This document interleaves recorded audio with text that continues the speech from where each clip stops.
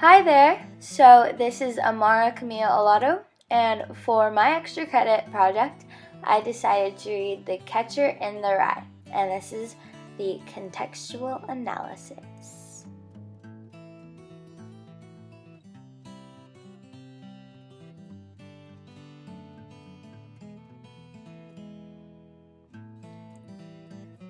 So, The Catcher in the Rye was written by Jerome David Salinger, or J.D. Salinger as he's most known. He grew up the son of a wealthy cheese importer, and he grew up in an affluent Manhattan neighborhood. As a kid, he went to various prep schools and finally settled and graduated from Valley Forge Military Academy in 1934. There are many parallels between Salinger's life and that of Holden, going from prep school to prep school, coming from a somewhat wealthy family and knowing what it's like to have money, and dropping out of schools. J.D. Salinger dropping out of his colleges, and Holden dropping out of prep schools. Set in around 1949, Catcher in the Rye is a story of teen angst and isolation in an ever-changing world.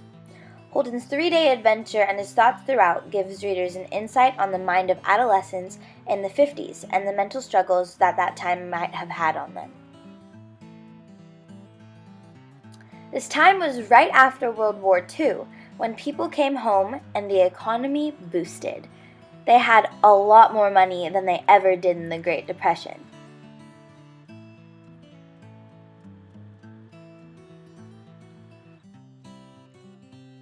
So with more money came more freedom, especially for the time's youth. They had free rein to make decisions and were more independent, just like Holden was in the novel.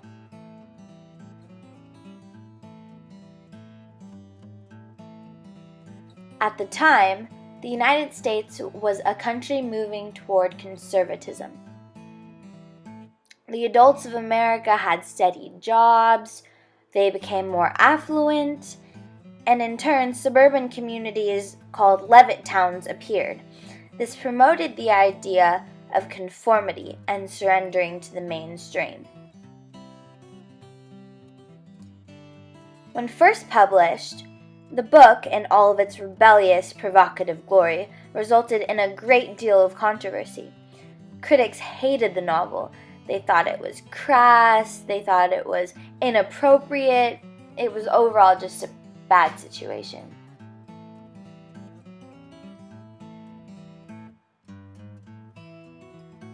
But with the controversy came the discovery of new ideas.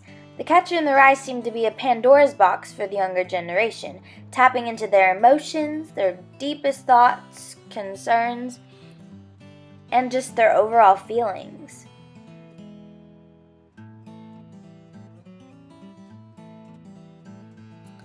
This book became especially popular with the teens of the growing countercultural revolution in the 50s and the 60s.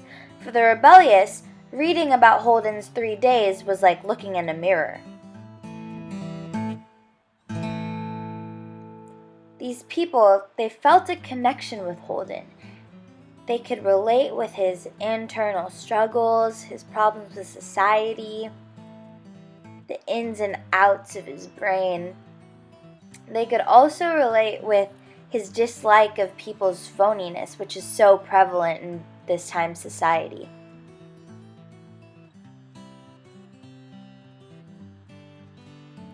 Another thing they can relate to is his flightiness and lack of commitment.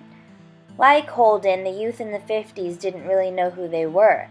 With expectations to fit into society's many rules during the time of the quote-unquote perfect American family, teens felt trapped and they wanted to do whatever they pleased. They wanted to break outside of the box.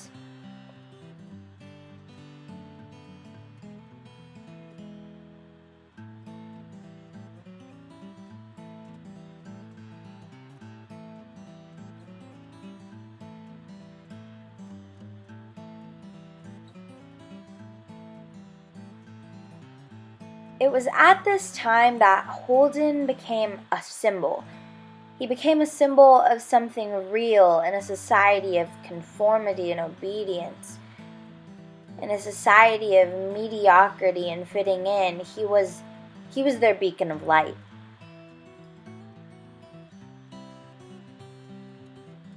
The setting also contributes to the relation between Holden and the teens in the 50s. By setting the story in a big city, Salinger emphasizes Holden's loneliness. The fact that he can come in contact with tons of people in New York and still feel alone brings on the idea of societal detachment. This relates to the 50s youth by playing into their lack of conformity and the alienation they feel comes along with it. Holden runs away from every good thing because he doesn't know stability and isn't comfortable with his own emotions, much like the kids in the 50s felt. After World War II, people were allowed to take their minds off of the war and focus on themselves.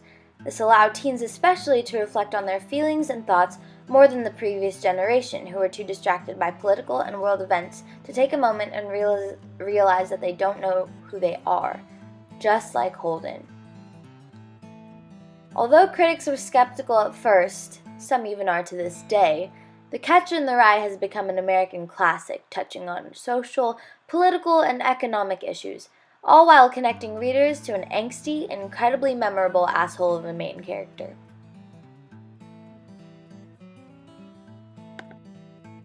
So, that's all I've got for you today. Thanks for watching and hope you enjoyed.